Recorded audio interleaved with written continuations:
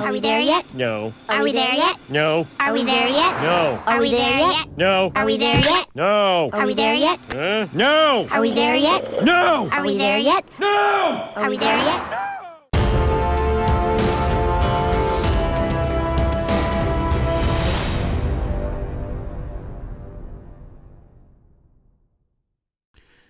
Hey everybody, this is Minion Soldier and this is Ship Updates. Now of course we are still in the midst of a little bit of a video content drought, especially in regards to ship and ship information, but we do have the roadmap. So I kind of wanted to look beyond 3.5, whose release is apparently imminent and no longer just around the corner. So looking beyond that and looking into the next big patches over the next year, what are the ships? What do I expect to happen with them?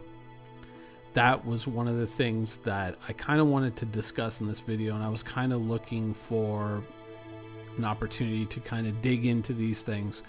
So we're going to kind of look at them. Now, right off the bat, the Vanguard Warden updates. I want to say that with the new quantum system, with heat now becoming a factor, chances are, in terms of convenience, that this ship is probably going to see even more perceived value from the player community. Convenience is a big thing, and being able to travel further and farther quicker is not something that a lot of players are going to are going to basically look at unfavorably. Especially when you consider the realistic travel times within the Star Citizen universe, when you got to get around and you got to get things done. Clearly, the Vanguard Warden is not a slouch in the combat department right now, the way it's built out. I want to test it out in the new flight model, but I haven't gotten to that point yet. I'm kind of feeling like this is going to continue to be a strong, if not stronger ship into the future. I have to say that, I had a lot of misgivings about this ship, but I feel that it's really going to start to show its worth in the future. Now, beyond that, of course, the Kruger Intergalactic P-72 Archimedes. Why? Why? Can it dock with the Constellation and leave the Constellation yet? No. Can it quantum? No. What can it do? It can fly around wherever you picked it up, and then you can land it again. There really is no functionality for the snub fighters in the game beyond just hanging around Grim Hex or Port Olisar or wherever. So while they're kind of cool little ships, they really can't do anything. And so it seems to me, in my opinion, to be kind of wasted time to be working on a ship like this when its ability to dock with its mothership isn't in the game yet.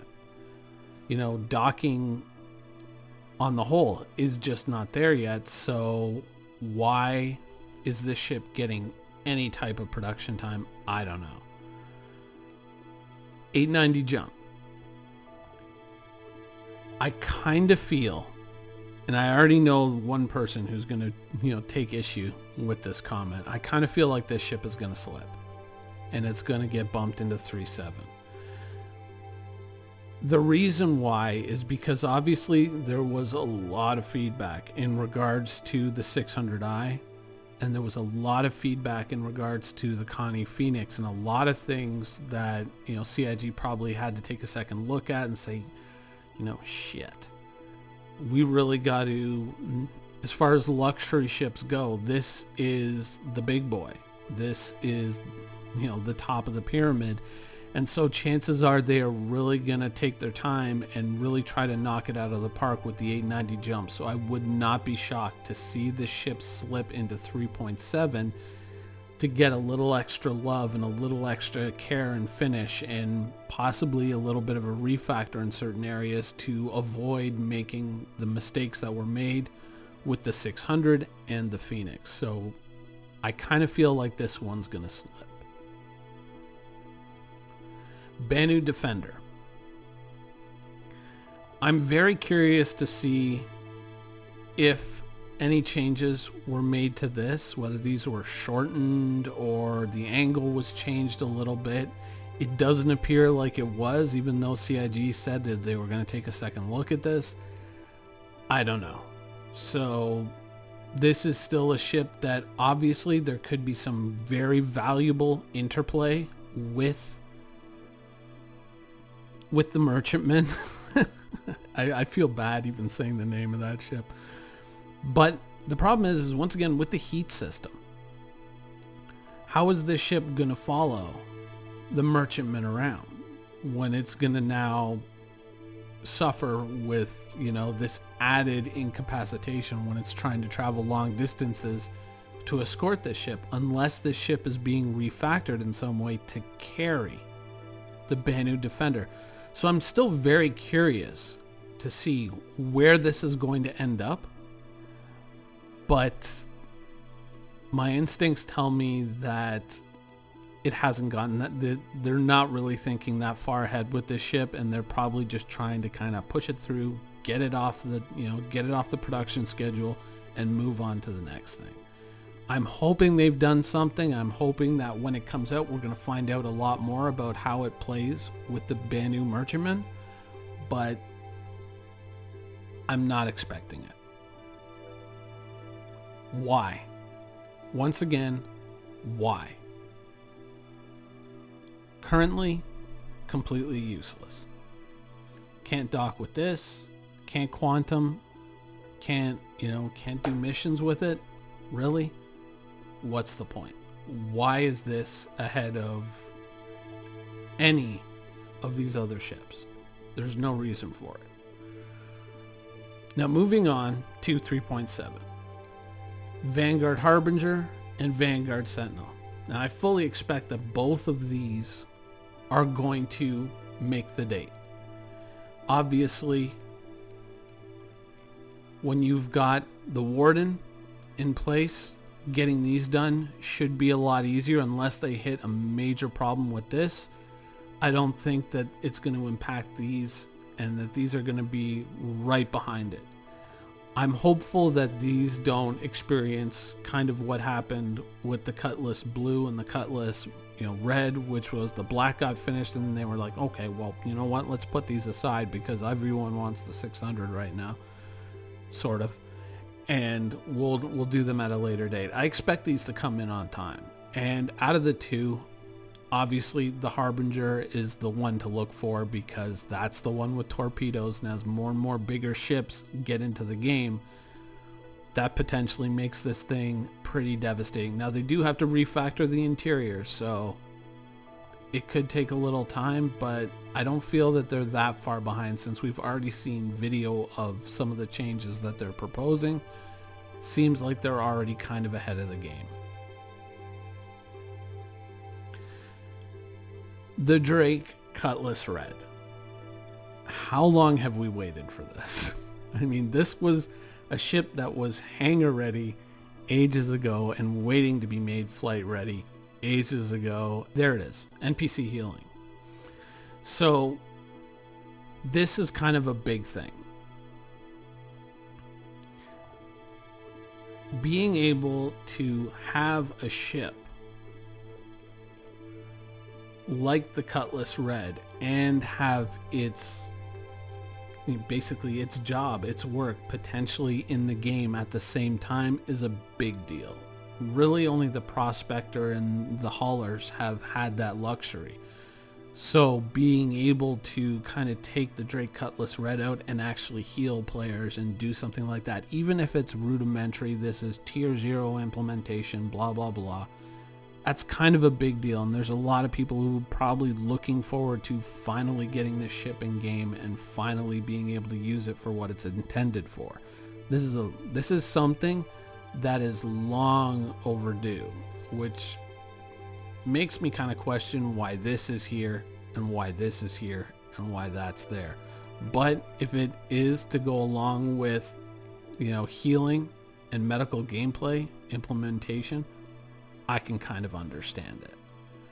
Just not this part of it.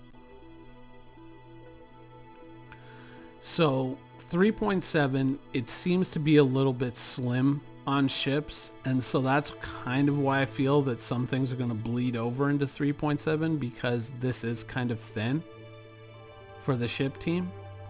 So yeah. Now looking into 3.8, the Asperia Prowler. You thought I was going to say something else, didn't you? Initially, I would probably say that, do we really need this ship? Some people might say that. But if you think about the missions that we're doing, there's a lot of combat missions. There's a lot of missions that involve you invading a bunker, and there's going to be further development of those types of missions in the future. And that is a pretty important source of income for players. Having a stealth ship that can get an armed crew into these locations, get them in, get them out, and hopefully not be spotted while you're doing it, that's a pretty damn good idea. Now, I never agreed with the price of this ship. I always thought that this ship was way overpriced. But the functionality and what it can bring to the PU for the players who are, basically trying to play Star Citizen right now, that's pretty big. And so I am kind of looking forward to seeing this in the game because of the functionality that it's going to bring. Now, Drake Cutlass Blue. The Cutlass Blue is, of course, something, once again, that we've been waiting a long, long time for. We actually did see it flyable at one point, and I think it was when they did the first multi-crew demo, we saw a flyable version of the original Drake Cutlass Blue. Now remember that this is the version of the Drake Cutlass Blue that is based off of the original Cutlass. This isn't what the Cutlass looks like anymore, and we really only got a very small glimpse of this when they were working on it last year before it was sidelined to do the Constellation Phoenix. So along with this, you're also getting various improvements to criminal and law type gameplay. So hopefully there's going to be some matching systems to come along with this, though taking prisoners is probably not going to be one of them. It's probably going to be more a heavier, harder hitting version of the Cutlass for the time being. And the taking of prisoners is something that's going to come later down the road. But still, a harder hitting Cutlass, I don't think anyone is going to be, disappointed in that. The Anvil Carrack. Disco Lando's favorite ship. It's going to be interesting. It's going to be very, very interesting to see this ship in game. Now, once again, it is an exploration ship, and are there going to be the systems in place to allow this ship to do what it's supposed to do? No, there aren't. So it is going to kind of join the ranks of dead ships. It's going to be a fairly decent ship. It's got a certain amount of combat capability, but in terms of actually doing what it's designed to do, not really. It's going to be, for the time being, a fancied up hauler, but I'm sure there's a lot of people out there who will kind of look at it and say, nah, you know what? I can still use this as a troop transport. I can use this to get ground vehicles on the ground. There's a lot of mileage that I can get out of this. But for its original purpose, unfortunately, there's not going to be that much there to go along with it. The Hull C. The Hull C has had an interesting life. Originally, it was neck and neck with the Reclaimer in terms of implementation into the game until, someone noticed, we don't actually have a docking system. So this ship that we're building, we can't actually dock it anywhere. And there's added problems that are going to come with being able to strip the cargo off of this and, deliver it to a station. Originally, these cargo things are supposed to, fly off on their own or be hauled away. And that is something that is not going to be in the game, so you're probably going to see them much like the cargo in your current ships. It's just going to appear there and then disappear as you sell it. Hopefully, it's going to be something that works, but of course, you're not going to be able to land it on planet when you've got these cargo arms deployed like this. So how much of its functionality is going to be there? Probably not a whole lot. Hopefully it will be animated and you will see all these arms kind of moving into place. And so when you kind of collapse it all up, you can still go and land it on a planet, but remains to be seen what state it's going to arrive in. But at the very least, it's probably going to be a pretty decent hauler. But, you know, we'll have to wait and see what state the rest of the game is around it. And finally, surprise, surprise, the Drake Vulture is making it in 3.9. And I believe that goes along with salvage. Finally getting into the game. I hope so. I really, really do. This is a ship that I really, really like. And it's a ship that I kind of regret not buying. But, you know, we'll wait and see. There's always, you know, there's always the way that you can kind of move things around and shuffle and pick up the ship that you never got in the first place. Many of us have done it. But it's a ship that I definitely keep my eye on, even though it's more of a solo ship and more of a just going out and having fun on your own ship, so it may not be all that profitable compared to something like the Reclaimer. But once again, it's probably, if it comes with salvage, it's not going to be fully implemented, so a lot of the features, like perhaps removing weapons from ships and storing them in the back, or, you know, how everything is going to work in terms of stripping down the hull, a lot of that might be fairly rudimentary and fairly basic when it arrives, so just be prepared for that. But if it does arrive with salvage, it's probably going to be a welcome addition to the Star Citizen universe. And finally, how? How is this here and this is here? I mean, we just finished doing every Connie except this Connie. Like, why not just finish the set? I mean, we finished these. We're finishing these, but can't really use them for anything right now. They're just kind of dead ships in the game. But the ship that carries them is still waiting until 3.9. Big question mark on how it slipped that far back in, you know, in the schedule. But one of the benefits are, like a lot of ships, unfortunately, a lot of the early ships that got into the game, they become kind of useful tools for learning and adapting and correcting some mistakes. So hopefully a lot of the problems with the Constellations will end up getting resolved in the Taurus, which I believe, oddly enough, is the cheapest of all of them. So it'd be kind of weird if it ended up being the best of them all in terms of just usability. And I'm not talking about, you know, features and shields and guns and stuff like that, but in terms of just day in, day out usability, it would be weird if it ended up being the best of all the Connies.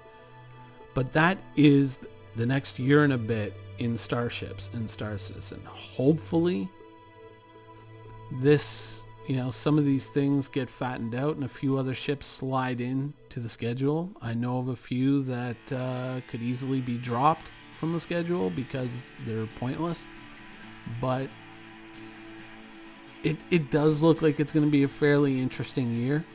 There's a lot of ships that I would like to see here that aren't here, but I guess we'll just have to wait and see how everything shakes out over the next year. But this is my opinion on the ships that we're supposed to be seeing over the next year and what I expect to happen with them. I hope you guys enjoyed the video, and thanks for watching.